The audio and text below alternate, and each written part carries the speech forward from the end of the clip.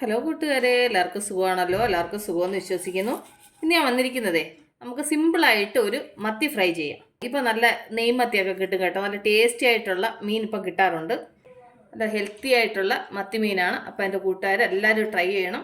അപ്പോൾ നമുക്കിത് എങ്ങനെയാണ് ഉണ്ടാക്കുന്നതെന്ന് നോക്കാം. അതിന് മുമ്പായിട്ട് എൻ്റെ കൂട്ടുകാർ ആദ്യമായിട്ടാണ് എൻ്റെ വീഡിയോ ചാനൽ കാണുന്നതെന്നുണ്ടെങ്കിൽ പ്ലീസ് എല്ലാവരും എൻ്റെ ചാനൽ സബ്സ്ക്രൈബ് ചെയ്യണം കേട്ടോ. സബ്സ്ക്രൈബ് ചെയ്യണം. അതുപോലെ തന്നെ ബെല്ലൈക്കും പ്രസ് ചെയ്തിട്ട് ഓളെന്ന് കൊടുത്താലും ഞാൻ ഡെയിലി ഇടുന്ന വീഡിയോ നോട്ടിഫിക്കേഷൻ കിട്ടത്തുള്ളൂ. അപ്പോൾ നമുക്കിത് എങ്ങനെ ഉണ്ടാക്കുന്നത്, വേണ്ടുന്ന സാധനങ്ങൾ എന്തൊക്കെയാണെന്ന് നോക്കാം. അതിനുവേണ്ടി ഞാൻ ഒരു 8 കഷ്ണം മത്തിമീൻ എടുത്തിട്ടുണ്ട് കേട്ടോ. ഇപ്പോൾ വരുന്ന മത്തിക്കൊക്കെ നല്ല ടേസ്റ്റ് ഉണ്ട്, നെയ്മത്തി ആയതുകൊണ്ട്. ഇനി നമുക്കിത് ഫ്രൈ ചെയ്യാൻ വേണ്ടിയിട്ട് ഇതിന് മസാല തയ്യാറാക്കാം. അതിനുവേണ്ടി ഒരു പാത്രം എടുത്ത് ഇതിലേക്ക് ഞാൻ 2 ടീസ്പൂൺ മുളക് പൊടി, 1/2 ടീസ്പൂൺ മഞ്ഞൾപ്പൊടി, 1 ടീസ്പൂൺ കുരുമുളക് പൊടി, ആവശ്യത്തിന് ഉപ്പ്, അത് കഴിഞ്ഞ് 1 ടീസ്പൂൺ ഇഞ്ചി വെളുത്തുള്ളി പേസ്റ്റ്. ഇനി ഇത് ഇത്രയും കൂടെ ആദ്യം ഒന്ന് മിക്സ് ചെയ്യണം. എന്നിട്ട് ഇതിലേക്ക് ഒരു ഡ്രോപ്പ് വെള്ളം ഒഴിച്ച് ഒരു പേസ്റ്റ് രൂപത്തിൽ മിക്സ് ചെയ്തെടുക്കാം. കണ്ടില്ലേ, അപ്പോൾ ഒരു പേസ്റ്റ് രൂപത്തിൽ മിക്സ് ചെയ്തെടുത്തു. ഇനി നമുക്ക് ഇതിനകത്തൊരു സാധനം ചേർക്കാൻ ഞാൻ വിട്ടിട്ടുണ്ട്. 1/2 മുറി നാരങ്ങ നീര്. അതിനകത്ത് അരി വീണിട്ടുണ്ടെങ്കിൽ അതങ്ങ് പറക്കി മാറ്റണം കേട്ടോ. ഇനി ഇതൊന്നുകൂടെ ഒന്ന് മിക്സ് ചെയ്യുക. അപ്പോൾ നന്നായിട്ട് മിക്സ് ചെയ്തു. ഇനി നമുക്കിതിലേക്ക് ഓരോ മീൻ ഇങ്ങനെ എടുത്തിട്ട് ഇത് നന്നായിട്ട് മാരിനേറ്റ് ചെയ്യാം. അകത്തൊക്കെ ഇതുപോലെ മസാല വരട്ടണം കേട്ടോ. കണ്ടില്ലേ, ഇതുപോലെ. അപ്പോൾ ബാക്കിയുള്ളതെല്ലാം ഇതുപോലെ ഒന്ന് മാരിനേറ്റ് ചെയ്തിട്ട് കണ്ടില്ലേ. അപ്പോൾ ഇതെല്ലാം മാരിനേറ്റ് ചെയ്തു.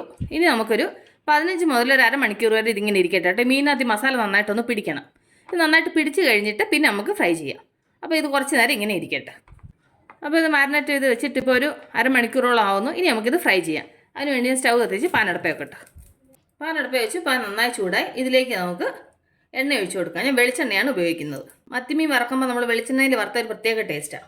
ഇനി അത് നന്നായിട്ടൊന്ന് ചൂടാവട്ടെ. അപ്പോൾ വെളിച്ചെണ്ണ നന്നായിട്ട് ചൂടായിട്ടുണ്ട്. ഇതിലേക്ക് നമുക്ക് മീൻ ഇട്ട് കൊടുക്കാം.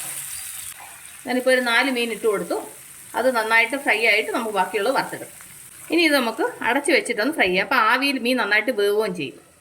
ഒരുപാട് തീ കൂട്ടി വെക്കേണ്ട, ഒരു മീഡിയം ഫ്ലെയിമിൽ വെച്ച് വേവിച്ചാൽ മതി കേട്ടോ. അപ്പോൾ നന്നായിട്ടൊന്ന് വേവട്ടെ. ഇതിൻ്റെ ഒരു സൈഡൊന്ന് ഫ്രൈ ആയി നോക്കാം. ഇവിടെ അത് ഫ്രൈ ആയിട്ടുണ്ട്. അപ്പോൾ നമുക്കൊന്ന് തിരിച്ചിട്ട് കൊടുക്കാം. ഇനി ആ സൈഡും കൂടെ നന്നായിട്ടൊന്ന് ഫ്രൈ ആവട്ടെ. മീനിൻ്റെ ആ സൈഡും ഫ്രൈ ആയി നോക്കാം. ആ സൈഡ് നന്നായിട്ട് ഫ്രൈ ആയിട്ടുണ്ട്. നിങ്ങൾക്ക് ഒരുപാട് ക്രിസ്പി ആയിട്ട് ഫ്രൈ ചെയ്യണമെങ്കിൽ അങ്ങനെ ചെയ്യാം കേട്ടോ. ഞാൻ ഒരുപാട് അങ്ങ് കരിക്കുന്ന പോലെ ഞാൻ ഫ്രൈ ചെയ്യത്തില്ല. ഞാൻ ഒരു മീഡിയം ആയിട്ടേ ഫ്രൈ ചെയ്യത്തുള്ളൂ കേട്ടോ. അപ്പോൾ ഇത് ഒരു നന്നായിട്ട് ഫ്രൈ ആയിട്ടുണ്ട്. ഇനി നമുക്ക് ഇതിൻ്റെ മുകളിലേക്ക് കുറച്ച് കറിവേപ്പില ഇട്ട് കൊടുക്കാം.